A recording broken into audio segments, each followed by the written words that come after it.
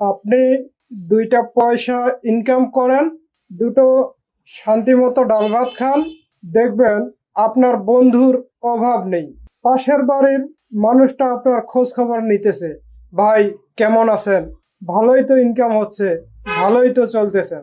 কিন্তু আপনি মাসের পর মাস, বছরের পর বছর কষ্ট করে যে পজিশনে আসছেন, অভাবে ছিলেন, না খেয়েছিলেন, আপনার কোনো কিছুর একটা প্রয়োজন ছিল, কারো কাছে চাইতে পারেন নাই, কারো কাছে বলতে পারেন নাই।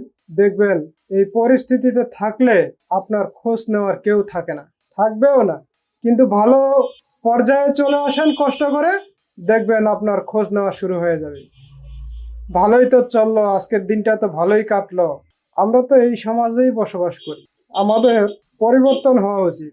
যারা এইরকম ছোট মন মানসিকতা নিয়ে চলি, তাদের মন মানসিকতাগুলো তো একদিনে পরিবর্তন হবে না। তবে পরিবর্তন যে হওয়া দরকার, সেটা মাথায় নিয়ে ঘোরা উচিত।